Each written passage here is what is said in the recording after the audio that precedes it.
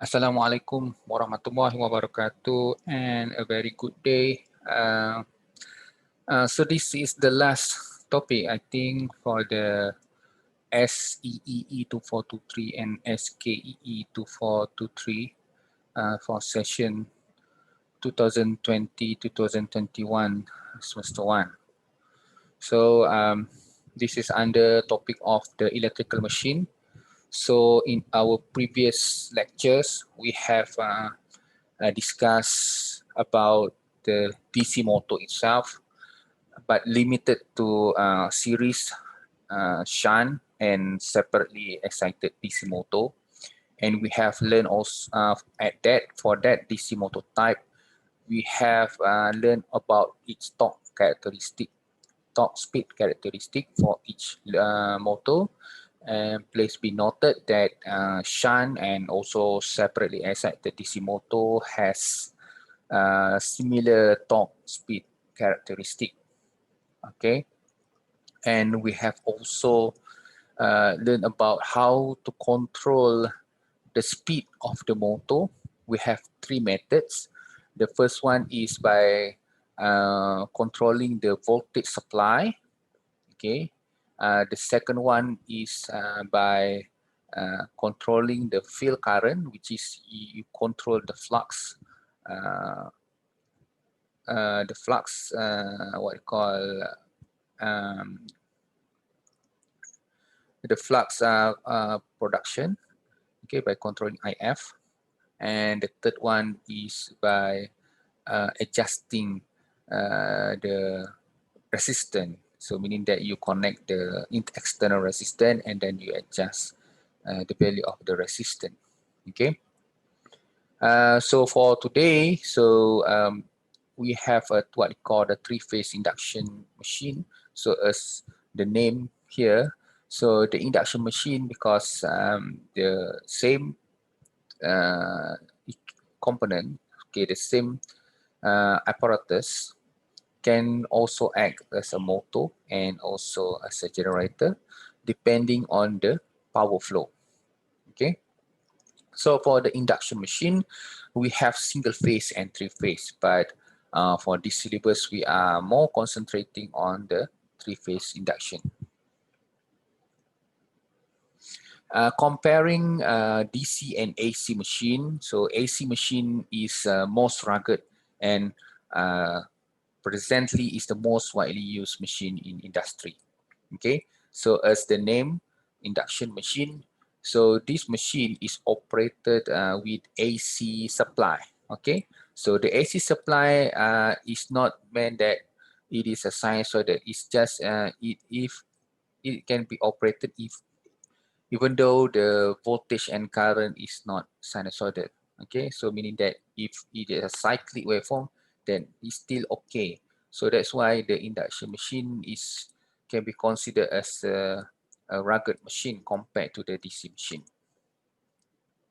Okay, and then as you can see the application, we have a single phase where you use the induction machine and use mixers, stereos, turntables, ceiling fan, and so on. While for the three phase, usually for three phase, this is for that consume a lot of power, so such as the industrial pump, industrial fan, compressor, and so on. So this is actually the general construction of the motor. Okay, so actually in general, it has two structure, which is the stator, which is the stationary part of the motor, of the machine. Okay, and then we have the rotating part that we call rotor. And for this rotor, we have two different structure. Okay, it depends on the application and depends on the manufacturer. So we have the what called the squirrel cage winding rotor, and the second one is the worm rotor. So comparing these two, so actually the first one, the squirrel cage rotor, is the most widely used in the industry. So this is actually the cross section of the induction machine. So we have the stator. As you can see, we have for the stator, we have a slot. There's a space here. This is the space where here we actually slot in the winding, okay, the copper winding for the stator. Okay, and then for the rotor also we have the rotor slot where inside this we slot in the winding copper.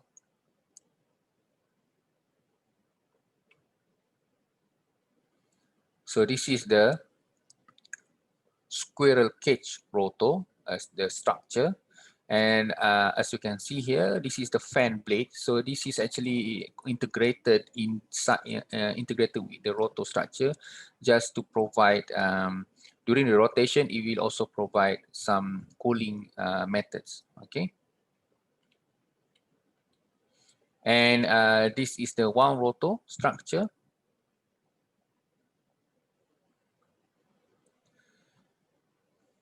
And this is the construction, okay, of the three-phase motor. So actually it can be the connection of the stator can be either Y connection or delta connection.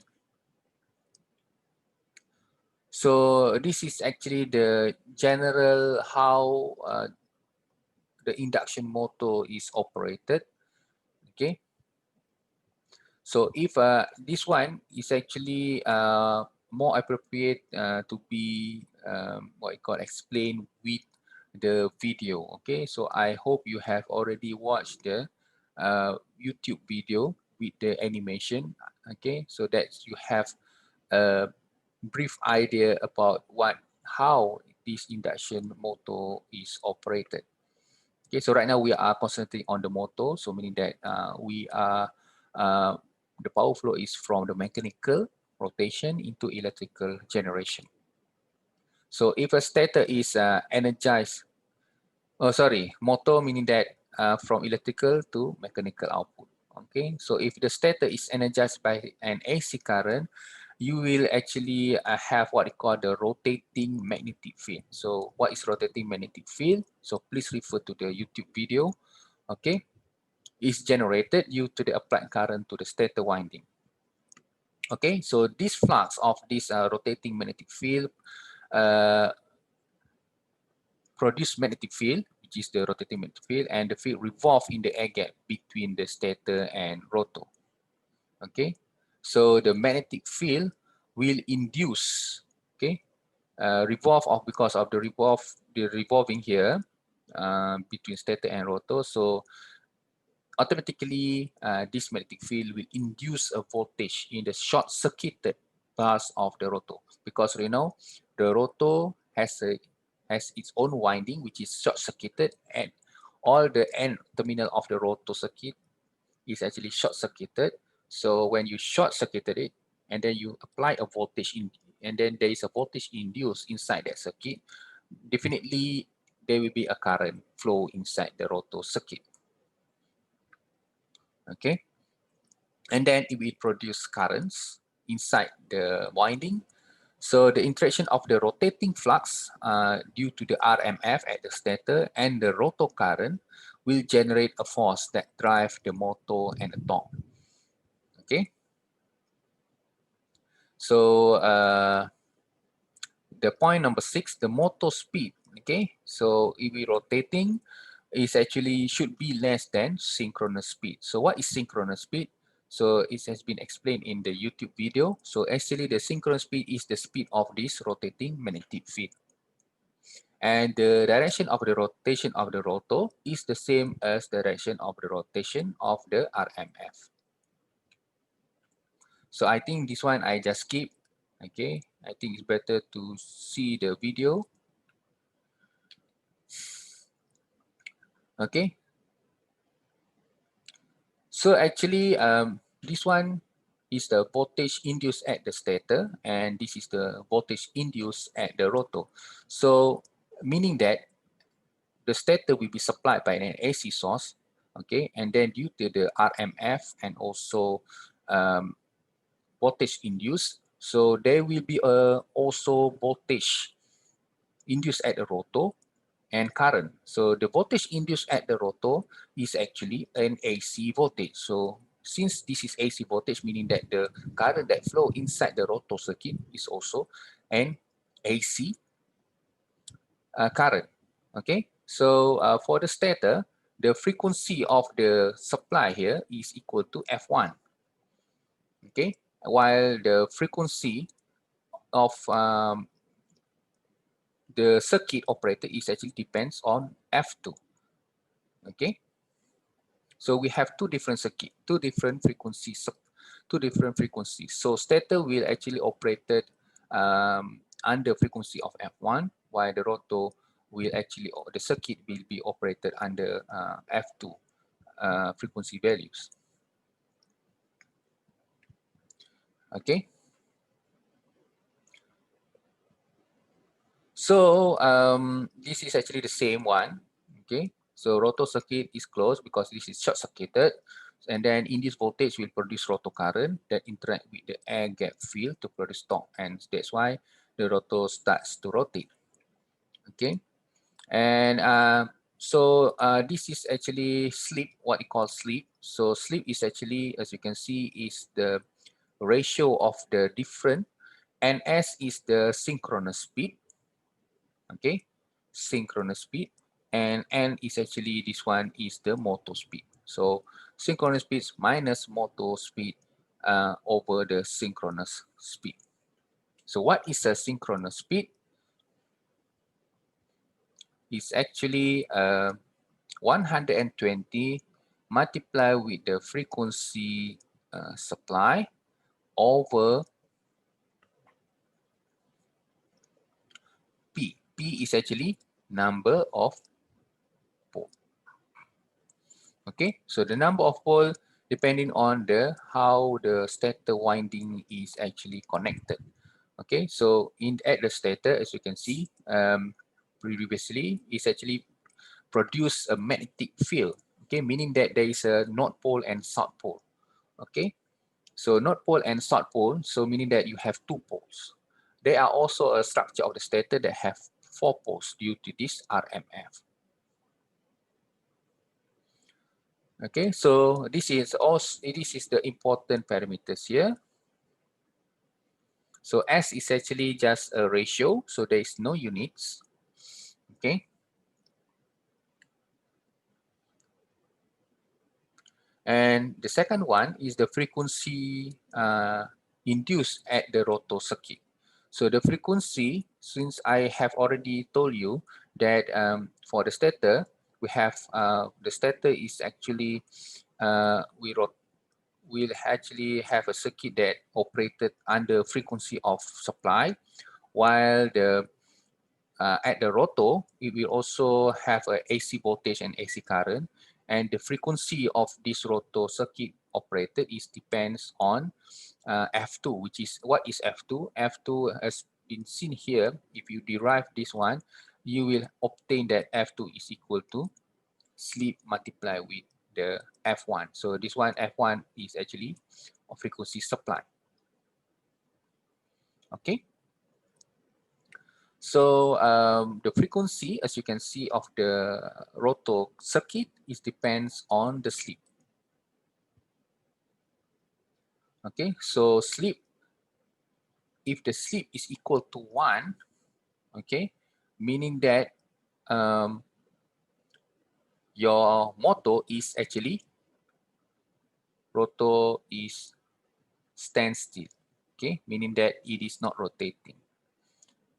Okay, when your sleep is equal to 0, so meaning that your rotor is running. Sorry, when your sleep is 0, meaning that your motor is speed at equal to your synchronous speed. Okay, so the sleep can be from 1 to 0. So meaning that when your rotor is at standstill, your frequency induced, okay, the frequency of the rotor will operate with a similar frequency supply. But when the sleep is actually almost towards 0, so the frequency will be very much less than your frequency supply. Actually the values that the sleep should be operated is actually towards this one, okay, not this one. Okay, so the sleep should be at least towards zero sleep. Okay, that is the best, actually the best speed. Okay, the best where the motor will actually operate at its optimum condition. Okay, meaning that Nm is the value of the speed of the motor is actually close to the value of the synchronous speed. Okay, so this is the frequency at the rotor, and the induced rotor voltage, okay, is depends on this equation, okay, S multiplied with E2. Okay, so E2 is actually the value of the induced rotor voltage when S is equal to 1, or when the motor is at standstill. Okay, so the voltage induced is depend on the slip. And the speed of the induced rotor field with respect to the rotor, you can use this equation, which is S multiplied with the synchronous speed. And when it is with respect or refer to the stator, the value of the induced rotor field is actually equals to the synchronous speed. Okay, so this is actually the another slide that shows the relationship of the synchronous speed and so on. Okay, so you can, for example, for NS, the synchronous speed, okay, so the unit is in RPM, so you can use 120 multiplied with frequency supply of F1 over P. Okay, so P is actually number of pole. Sometimes also in another textbook, you use 60 F1 over P also, but this one P is actually the pair of pole. So please be careful. So meaning that if you are using this one, make sure that P here is the total number of pole. Okay. So for example one, a three-phase 100 horsepower, 460 volt. So usually 460 volt here is actually V line. Okay, it's referred to V line. 4 pole, so meaning that it has 2 north and 2 south pole. The frequency supply is 60 hertz. So deliver output power at the sleep of 0.05. So very small sleep. So this is actually the best. So we are please make sure that when you operate your motor, the sleep should be have a small value. Okay. So determine the synchronous speed and the motor speed. Okay. So the synchronous speed you can use NS or minus your motor over NS, which is this one is equal to your sleep, which is 0.05. Okay. Sorry, I think this one is not appropriate because you want to know the synchronous speed first. So for the synchronous speed, it's actually 120 multiplied with frequency supply over number of pole. So 120 multiplied with 60 hertz over the number of pole is 4. So this one you should get around 120 multiplied 60 over 4. So this one is 1,800 RPM. Okay, so if you want in radian per second, so 1,800 multiplied with 2 pi over 60. So you will get in radian per second. So this one should be 1,188 radian per second. Okay, and then From that, we can use the slip equation to get the values of your motor speed. So this one is 0.05. So since we have NS is already 1,800, then you can get your MN is equal to 1,800 plus this one is 9. Sorry, minus, okay, minus 90. So this one 1710 RPM. So your motor speed should be always slower than your synchronous speed. Okay. And then B, the speed of the rotating air gap field. So the speed of the rotating air gap field is actually similar to the synchronous speed because the synchronous speed is actually referred to the speed of the RMF, rotating magnetic field. So the speed of the rotating air gap field is actually similar to NX, which is 1,800 RPM also.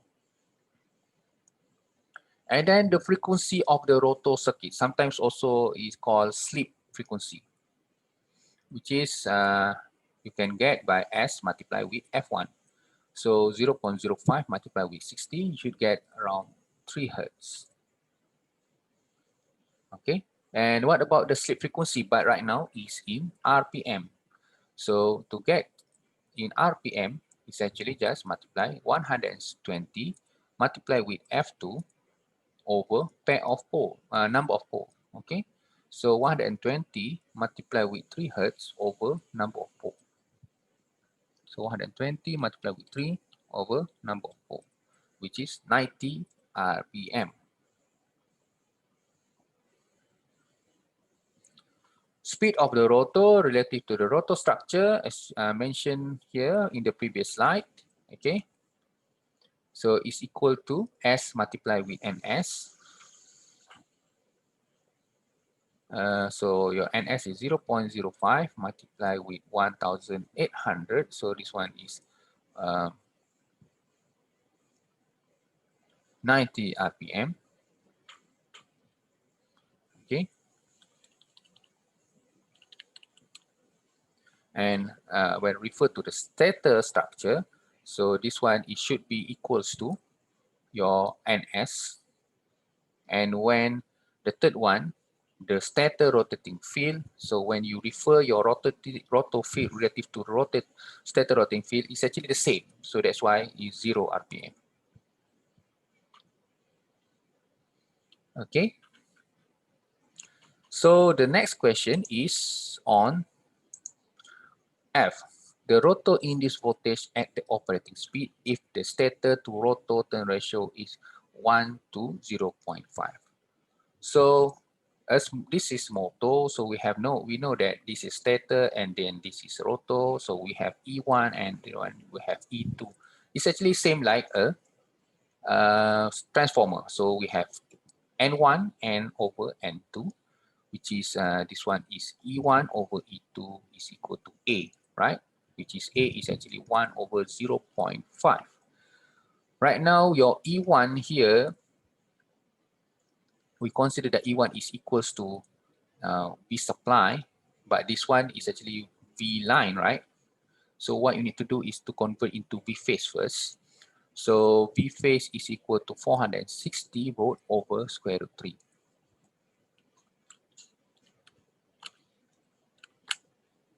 So you should get 265.6 volts. Okay, so this is V phase, 265.6 volt. So you substitute the value here, you will obtain your E2 is equals to 132 volt. Okay, so this is E2 phase 132.7 volt. Okay, but this is actually voltage induced when it is a standstill. Okay, so right now the motor is running at the slip of 0.05, meaning that the voltage induced at the rotor when the slip is 0.05 is actually E to S is equal to S multiplied with E to phase, which is 0.05 multiplied with 132.7. You should get around 6.64 voltage per phase. Okay. So I think that's all for this part. Okay, and then I think for the next video we will concentrate on the equivalent circuit model of the induction motor. So thank you very much. Assalamualaikum and have a very good day.